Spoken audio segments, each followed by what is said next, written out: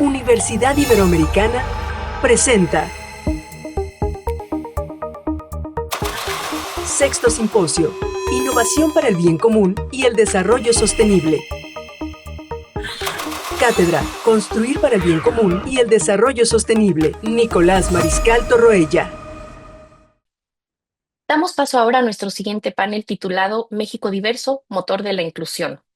Para esta conversación tengo el gusto de presentar a Pilar Mariscal, directora de la Fundación León 13 y Kitzin, Guadalupe Maldonado, directora general de APAC y AP, y Diego Cabral, director del Grupo de Atención Multidisciplinaria para el Autismo AC. Agradecemos su presencia y su disposición para compartir su experiencia y visión en torno a un tema relevante para nuestro país. Bienvenidas y bienvenido. Tienen la palabra. ¿Quién crees que usa esto? Opciones: un estudiante de preparatoria, una persona sin experiencia, alguien sin grandes aspiraciones. Respuesta: también lo usó un astronauta. Katia Echazarreta, mexicana, trabajó en McDonald's para pagar sus estudios. Hoy es la primera mexicana en llegar al espacio a sus 26 años. ¿Quién crees que usa esto? Opciones: un rebelde, alguien poco profesional o un deportista. Respuesta: también lo usa un médico, Dr. Evan Tomkiewicz. Ahora es médico residente de urgencias en Indiana University Health. ¿Quién crees que usa esto? Opciones: practicante, supervisor, guardia. Respuesta: también lo usa una persona con síndrome de Down, con empleo formal. Alberto Gil, con síndrome de Down, a sus 24 años se integró a la comandancia de la Guardia Civil de Cádiz, en España. Bueno, pues buenos días. Muchísimas gracias, Lupita y Diego, por participar en este panel que es, bueno, creo que tan significativo y tan importante para todos nosotros. Y bueno, yo antes de continuar y hacerles unas preguntas concretas, quería decirles y que me contaran por qué creen que empezamos con este ejercicio, con estas fotografías. ¿Qué nos quieren decir? ¿Qué debemos de aprender del ejercicio que acabamos de hacer? Empezamos contigo, Lupita. Muchas gracias, Pili. Muchas gracias a todos quienes nos están escuchando el día de hoy y por supuesto a la Universidad Iberoamericana por tener estos foros, espacios que nos invitan a reflexionar. Y justo el ejercicio que acabamos de ver es muy significativo porque todos y todas tenemos dentro de nuestra estructura mental muchos estereotipos y prejuicios, que es lo más complicado, sobre el otro, ¿no? Yo podría decirles que antes de esta presentación, por mi atuendo, podrían decir que a lo mejor soy una cantante de rock, ya, pero, o cualquier cosa que el otro estuviera percibiendo sobre mí.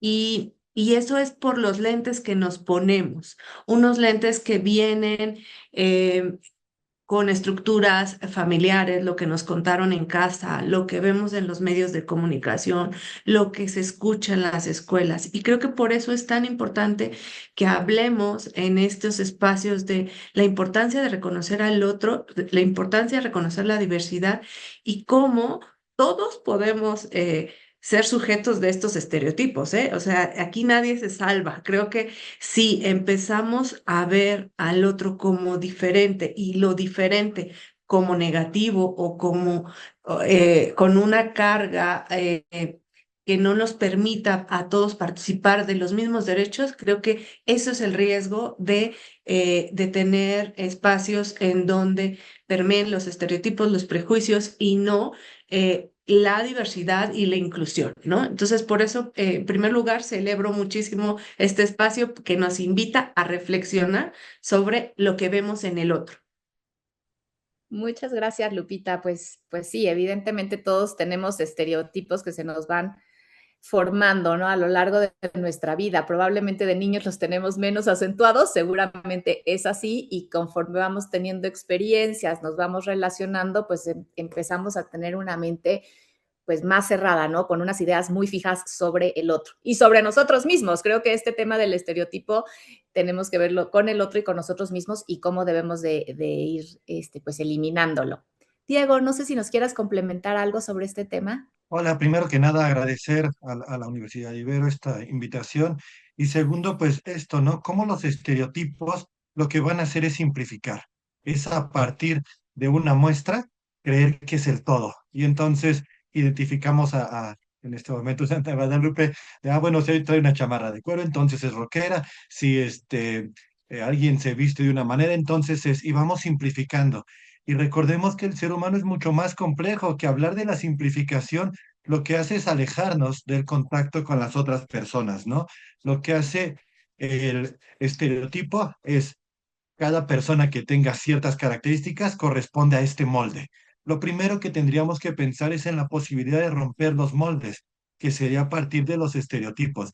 Y segundo, los prejuicios. Los prejuicios lo que hacen ya es poner en jerarquía a ciertas personas. Los que hacen estos van a ser más aptos o van a tener más habilidades o van a ser mejores para contra estos otros. Y entonces tenemos dos riesgos muy grandes. Primero, queremos meter a las personas en moldes. Y segundo, queremos darles algún lugar jerárquico, como si fueran más o menos importantes. Y después las conductas que lo que hacen es excluyen o incluyen. Un ejemplo muy práctico es a lo mejor hablar de estas escuelas que tan pronto presenta una conducta que no corresponde con el molde de lo que se espera en el salón de clases, en ese momento está siendo excluido.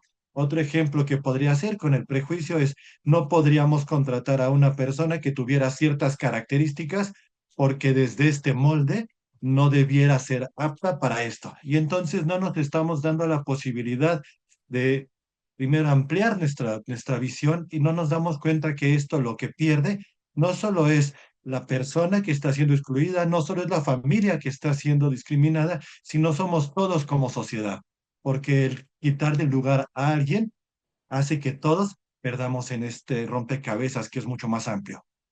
Gracias, Diego. No, bueno, totalmente de acuerdo. Y Lupita, ¿qué podemos hacer para romper estos moldes de los que nos habla Diego, ¿no? Y estos estereotipos. ¿Qué, qué desde tu perspectiva nos ayudaría a romperlos? Mira, creo que primero es abrir este tipo de espacios, ¿no? Para reflexionar. Segundo, la información.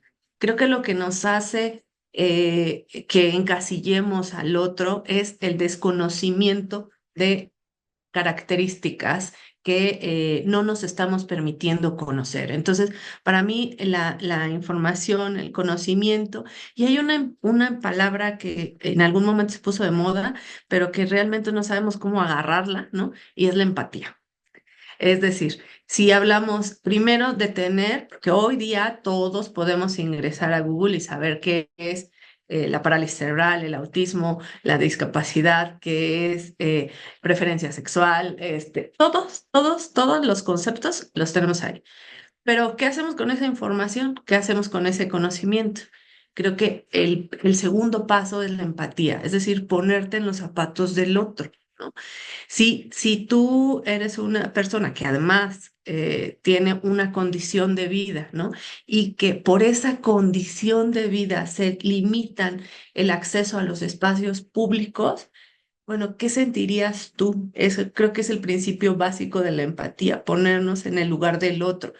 Y además, si fuera tu ser más querido, o sea, porque a veces no nos gusta mirarnos a nosotros, ¿no? Y nosotros no somos distintos, nosotros somos perfectos, nosotros siempre tenemos la razón. Pero ¿y si fuera tu mamá, si fuera tu hijo, si fuese tu esposo, el ser más querido, el más cercano, te gustaría que tuvieran barreras para ser incluidos?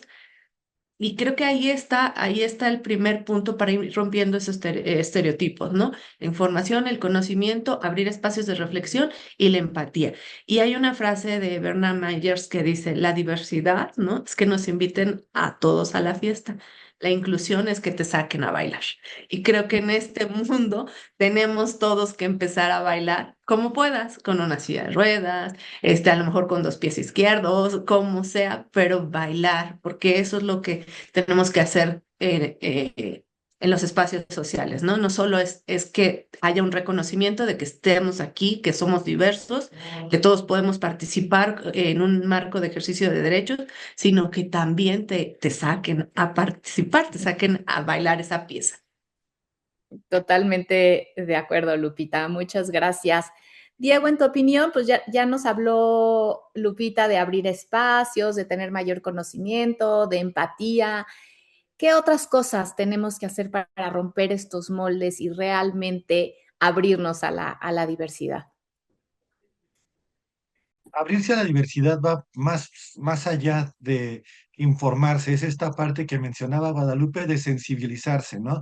De no, no sé si es ponerse en el lugar del otro, porque difícilmente voy a poder estar en el lugar del otro con todas las vivencias que ha tenido, con esta forma específicamente. Voy a hablar de neurodiversidad, de las personas neurodivergentes, que de repente nos cuesta mucho trabajo identificar que hay un procesamiento distinto, sensorial, cognitivo, emocional, para estar con otras personas. Y dices, es que ponte en su lugar. Va a ser muy difícil que te pongas en su lugar porque no vas a tener decías estos lentes, pero por más que intentes ponerte los lentes, todo lo que está pasando eh, en términos cognitivos, en términos emocionales, en su propia historia de vida, va a ser que más que estar en sus zapatos, me gusta mucho esta idea de sacarla a bailar, de decir, bueno, pues vamos a entender que hay ciertas formas de responder típicos que no necesariamente tendrían que ser los más adecuados o los esperables o los que nos gustarían, sino son los comunes. Y dentro de esto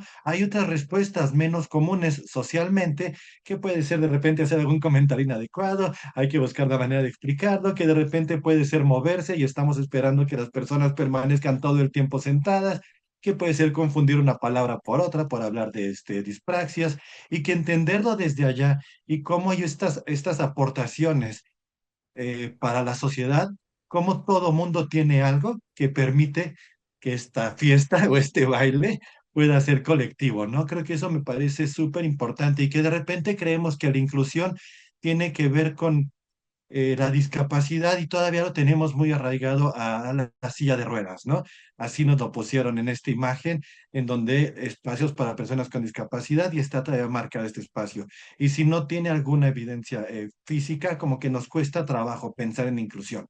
Es que el esfuerzo tiene que ser de esta persona por incluirse o por ser parte de esto. Y creo que es del entorno, creo que es social, es mucho más actitudinal, como lo han reportado las familias. Como decías, es que piensa que fuera tu hermano, piensa que fuera tu hija, piensa que fuera alguien muy cercano a ti que no están invitándolo, o que cuando lo invitan lo ponen en el rincón, ¿no? Ahí sí, sí forma parte de la fiesta, pero por allá donde no llame la atención. Y eso termina siendo muy desgastante para familias, para las propias personas que están viviendo con estas condiciones, y de repente cambiar esto gradualmente va a hacer que todos podamos participar. Sí, totalmente de acuerdo. Pasa, ¿no? Sí te invito, pero mejor que si no te ven, ¿no? La persona con discapacidad, no, es que le va a impresionar mucho si lo vemos, si está en silla de ruedas, y a lo mejor mi sobrino que está chiquito se va a asustar. Sí, tráete a tu hijo o a tu hija, pero que se quede en un cuarto aparte, ¿no? Evidentemente eso no es inclusión, ¿no? Y no es abrirnos a la discapacidad y a la diferencia. Y bueno, aquí yo quisiera invitarlos a que nos den ejemplos de temas tal vez más personales, más vivenciales, ¿no? ¿Cómo han visto la inclusión en estos últimos años en México? ¿Qué podemos, ¿no? ¿Dónde podemos ya ver espacios de inclusión que sean significativos? Y quisiera yo empezar, ya que tengo la palabra, con una experiencia personal. Yo tengo, o sea, Alejandro, mi esposo y yo, tenemos nuestra hija mayor, Inés, tiene una discapacidad intelectual. De hecho, participó en el programa Somos Uno Más de la Ibero, es egresada de este programa, que es un programa para personas jóvenes con discapacidad intelectual, que, bueno, los ayuda, ¿no? Tienen una experiencia universitaria y los ayuda más adelante a conseguir un trabajo.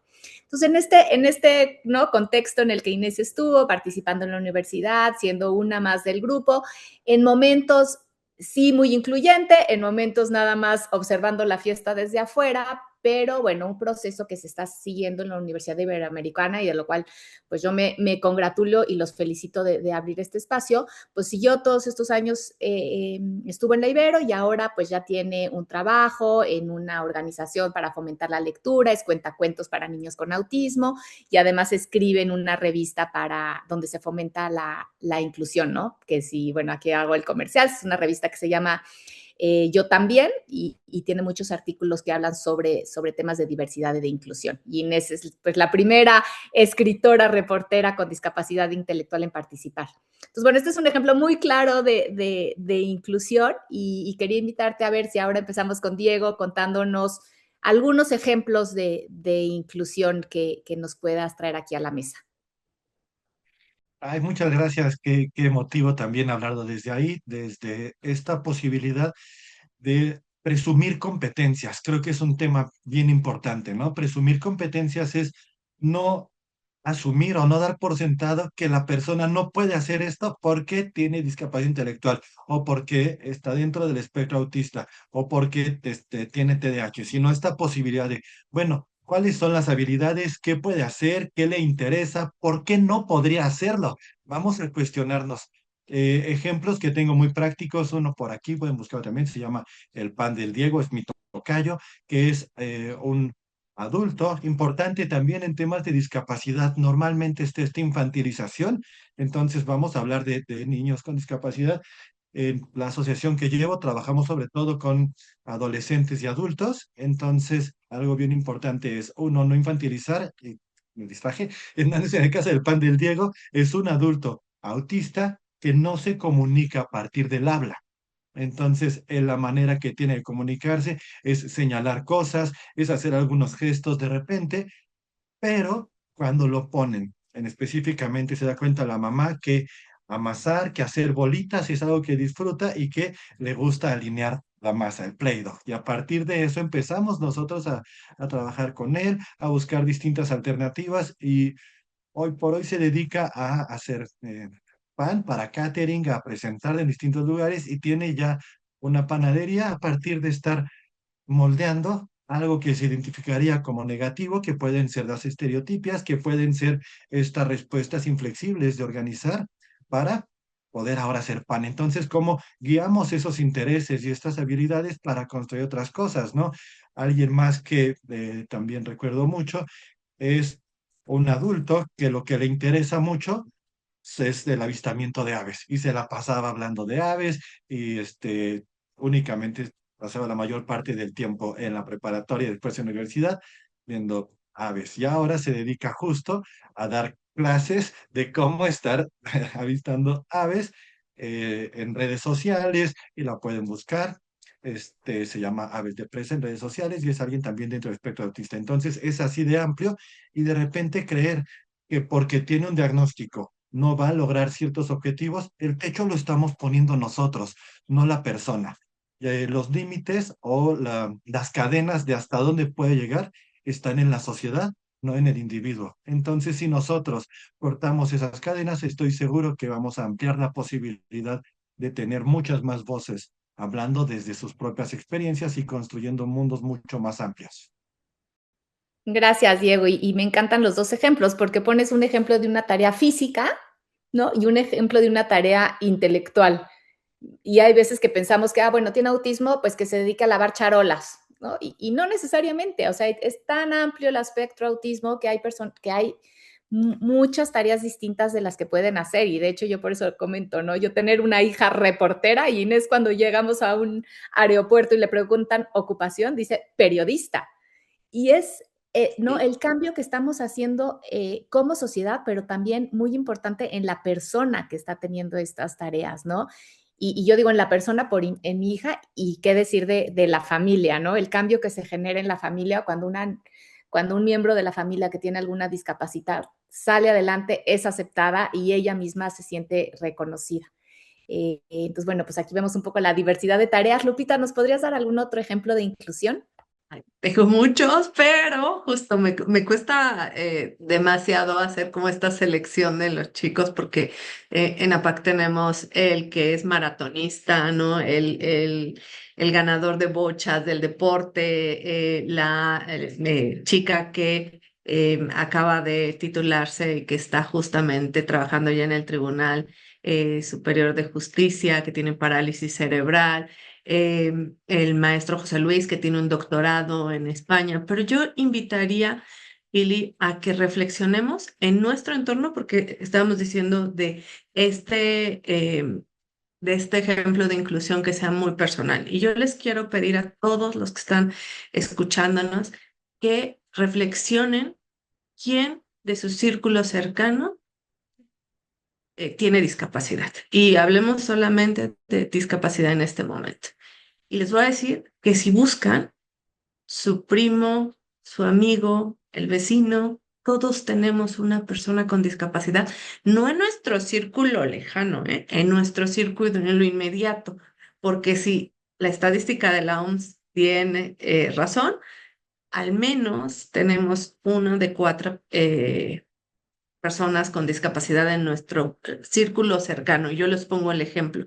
Me he dedicado desde hace 13 años al tema de la discapacidad y en la pandemia, por la edad, me di cuenta que mi papá ya tenía una discapacidad adquirida por la edad y por su condición de trabajo, pero que en la familia lo habíamos tan normalizado que nos habíamos todos acostumbrados a hablarle alto, todos.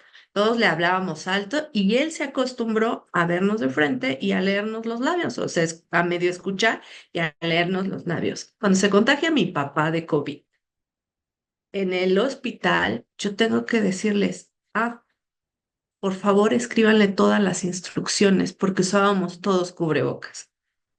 Y entonces fui consciente, salí del hospital, dije, mi papá es una persona con discapacidad. ¿Cuántos de ustedes tienen en su círculo cercano no solo personas con discapacidad adquirida o de nacimiento, sino neurodivergencias, sino cosas que hemos normalizado y que hemos estereotipado, ¿no? Entonces, mi tarea para cada uno de ustedes es recuerden a lo largo de su vida, desde cuando eran niños, se iban al preescolar y a la universidad, ¿cuántas personas con discapacidad había en estos espacios? Si no recuerdan más de 10, es que todavía nos falta un proceso de inclusión. Pero si reflexionan un poquito más profundo, verán que ahí están las personas con discapacidad, pero están en espacios en los que los hemos acostumbrado a invisibilizar de alguna manera, ¿no? Y les decía, ejemplos inspiradores, para mí, uno de los ejemplos más inspiradores es maestro José Luis, es con un doctorado en la Universidad de Salamanca, tiene parálisis cerebral, está casado, es psicólogo y tiene hoy su consulta en APAC y hace una serie de terapias y tiene una hija también.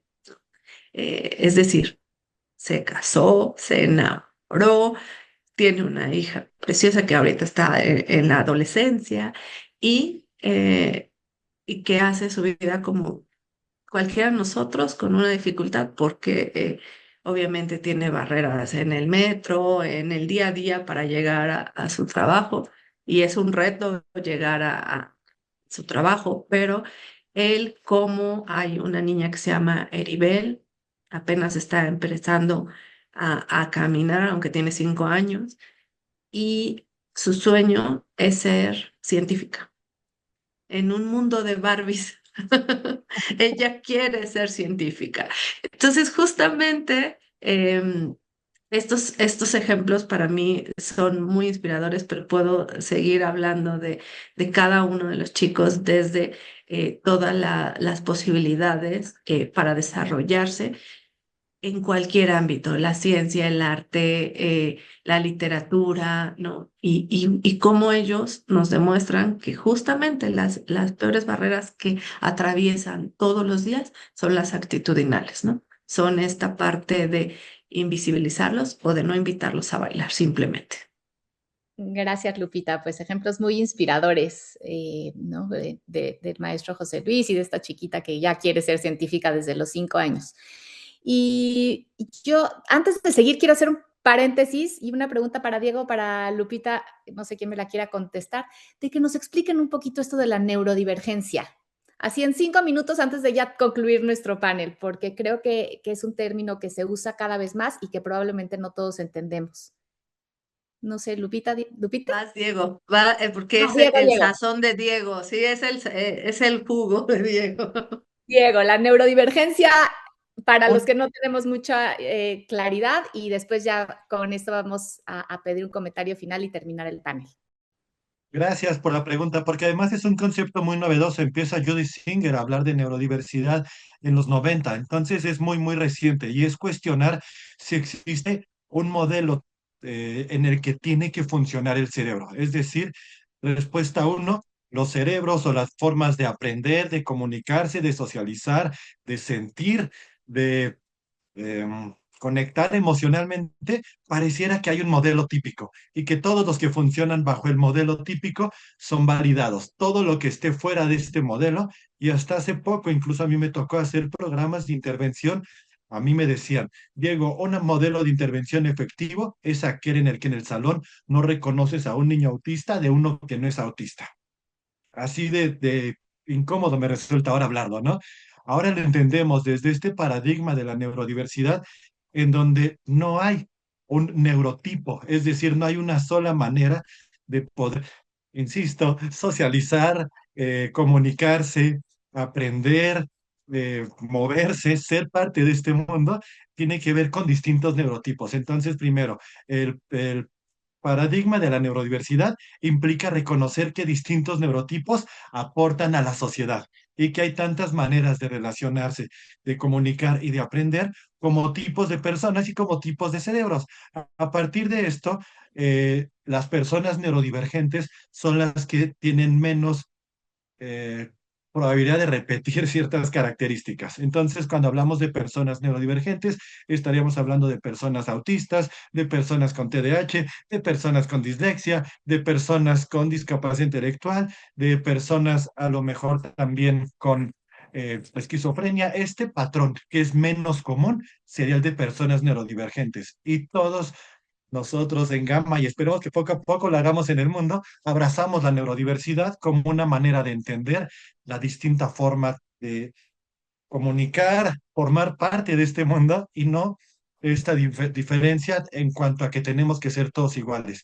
Así como hablamos de la diversidad sexual, así como hablamos de la diversidad en los tamaños, en las formas de cada persona, podemos hablar abiertamente de neurodiversidad y entender que las personas neurodivergentes van a necesitar ciertos ajustes. Voy a aprovechar tantito esto que decía Guadalupe cuando hace un ajuste razonable con su papá. A partir de ahora necesito que el entorno, en lugar de decírselo verbalmente, tenga también la posibilidad de tenerlo por escrito. Y esto va a hacer que él pueda ser más autónomo y pueda tomar sus propias medicinas o pueda hacerse cargo de los cuidados con las habilidades que él tiene. ¿Qué pasa si el entorno no hace un ajuste tan pequeño como escribirle las indicaciones? En ese momento lo estarían excluyendo, están diciendo que alguien más cubra las necesidades porque nosotros no vamos a escribirle. Lo mismo sucedería con las personas neurodivergentes. ¿Qué puedo hacer con el ajuste de alguien que requiere moverse constantemente? Pues a lo mejor le pongo una silla que pueda estar en constante movimiento. Si es alguien que requiere que las indicaciones sean también con imágenes, hago estos ajustes. Si es alguien que le cuesta trabajo la ortografía, pero no se va a dedicar a temas de ortografía y lo puede corregir con inteligencia artificial, me interesan más otras cosas. Entonces, la neurodivergencia es esta amplitud de neurotipos con los que estamos conviviendo. Las personas neurodivergentes son las que son menos comunes y nosotros abrazamos la neurodiversidad. Muchísimas gracias, Diego. Muy, muy claro, y creo que eso nos abre también a la posibilidad de que veamos personas con ciertas discapacidades, neurodivergencias cerca de nosotros, como que nos hace entender mejor qué podemos hacer, y estos ajustes de los que tú hablas, creo que es un muy buen primer paso para que se puedan incluir de manera más sencilla al día a día. Y bueno, yo solamente quería quiero ahora solicitarles un breve comentario final para invitar a las personas que nos están escuchando a fomentar justamente lo que dice nuestro panel, ¿no? Cómo en este México tan diverso podemos ser cada uno de nosotros un motor de la inclusión. Diego, ya que tenías la palabra rápidamente, ¿qué le dirías a los alumnos y a las personas que nos están escuchando para que sean motores de inclusión? Romper estereotipos sería buscar salir del molde. Salir del molde implica también construir experiencias con personas eh, neurodivergentes, con discapacidad sensoriales, con distintas habilidades, desde esta posibilidad de regresar a ser curiosos, ¿no? Esto que mencionabas de los niños no tienen estos prejuicios, yo lo veo, llegan los papás a decirme, es que no sé cómo hacerle para que no se junte con el tipo. Casi exploto yo. ¿Y qué quiere él? ¿Qué quiere ella? Le pregunto a los niños, ¿no? Pues dice que sí quiere jugar, que no le importa que no hable. ¿Y por qué no la dejan que vaya construyéndose desde esa posibilidad de ser curiosos? Y creo que en medida que somos más adultos, a veces creemos que tenemos razones, que debemos saber cómo se tienen que hacer las cosas y se nos olvida ser curiosos, ¿no? Y ser curioso es esta posibilidad de acercarnos sin prejuicios, con empatía, con la posibilidad no solo de identificar lo que el otro está viviendo y conectar emocionalmente, sino también esta idea que se está usando cada vez más en psicología de ser compasivos. ¿Cómo puedo hacer para que esta persona lo pase menos mal? Seguramente está siendo excluida culturalmente, socialmente, está siendo alejada de las fiestas, está siendo alejada de los trabajos, está siendo alejada de los espacios románticos, porque algo que mencionaba Lupita es que los estereotipos están en una parte, pero como decía con José Luis, dense cuenta, es alguien que fue adolescente, que después estudió en la universidad, que se enamoró, que tuvo relaciones sexuales, que tiene una hija, que cuida a su hija, que está preocupado por otras personas a pesar de las limitaciones físicas en el caso de él, pero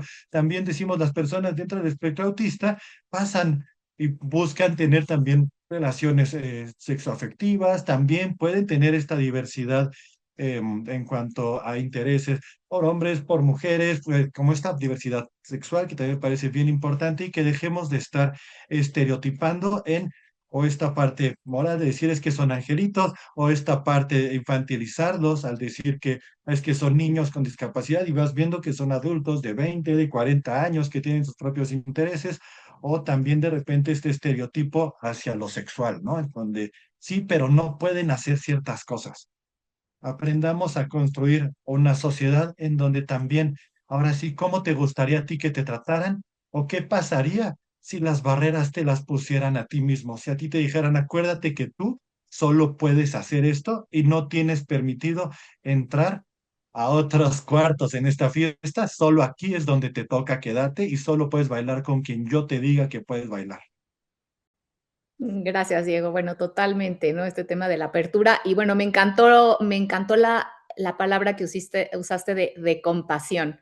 Creo que es algo que si algo nos podemos llevar de este panel sería, pues, cómo tratamos al otro con compasión. Y aquí, bueno, pues en todas las otras personas, ¿no? No solamente las que son distintas. Bueno, todos son distintos a nosotros, pero volvámonos más compasivos. Y Lupita, para cerrar el panel, tú que eres un gran motor de la inclusión y también de la compasión, ¿qué nos puedes decir? Gracias, Pili. Yo creo que yo invitaría a todos los que nos están escuchando a estar observando que la diversidad realmente es lo que nos hace ricos, que realmente el ver al otro y sobre todo observar cómo podemos transformar su día a día, ¿no? No estacionándonos en los lugares, es que no estacionándonos en los lugares no permitidos, ¿no? No estacionándonos en doble fila porque estamos tapando la rampa. Van desde esos detalles que hacemos en el lunes por la mañana cuando estamos para llegar al tráfico de esta ciudad y que no podemos acceder a nuestros espacios. ¿Cómo sería si nosotros tuviéramos una barrera que nos una limitación, ¿cómo sería tu día a día? Entonces, por eso yo los invito a que se imaginen en un momento de reflexión cómo sería su vida si tuvieran algún tipo de condición y qué cambiaría. ¿Tendrían novio, novia, novia? ¿Podrían irse de vacaciones libremente? ¿Les permitirían irse de vacaciones? ¿Podrían estar en esta aula? ¿Estarían viéndonos a nosotros en este momento? ¿Cómo sería su vida? Y a lo mejor se van a dar cuenta que en su círculo más cercano hay prejuicios sobre la diversidad, pero que si la analizamos de verdad, y esto es que tire la primera piedra quien sea totalmente no regular, ¿no? Todos tenemos un tema, una condición, una preferencia, todos tenemos algo que nos hace distintos. Entonces, la diversidad, creo que eso es lo que tenemos que abrazar. Ya si nos ponemos en términos coloquiales, es más chill y menos arcaico el que hablemos de diversidad.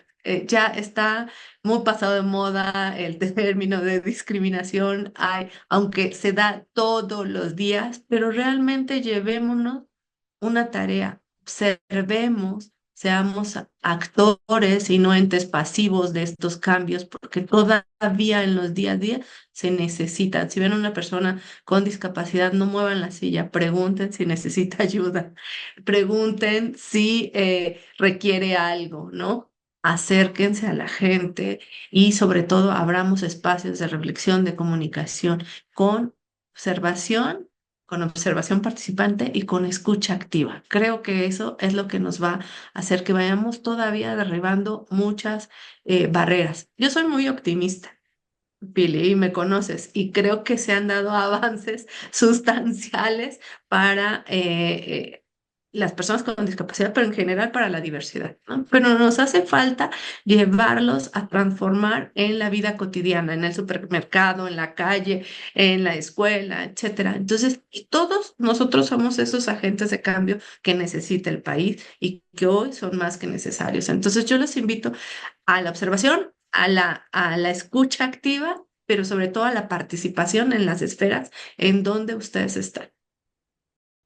Muchas gracias, Lupita, y creo que con esto terminamos el panel. Recordemos todos que todos somos y podemos ser motor para la inclusión, todos somos agentes de cambio y lo más rico para una sociedad y para un país es que estemos abiertos a la diversidad y que tengamos cada vez mayor inclusión en todos los espacios en los que participamos. Pues muchísimas gracias a Ibero, muchísimas gracias a la cátedra y finalizamos el panel. Muchas gracias, Diego, gracias, Lupita, y bueno, pues todos a ponernos a trabajar en la inclusión. Hasta luego. Gracias, Pilar, Diego y Guadalupe, por este espacio en el que nos guiaron en la reflexión en torno a la diversidad e inclusión como fuerzas que impulsan sociedades más justas, equitativas e incluyentes. Universidad Iberoamericana presentó Sexto Simposio, Innovación para el Bien Común y el Desarrollo Sostenible. Cátedra, Construir para el Bien Común y el Desarrollo Sostenible, Nicolás Mariscal Torroella.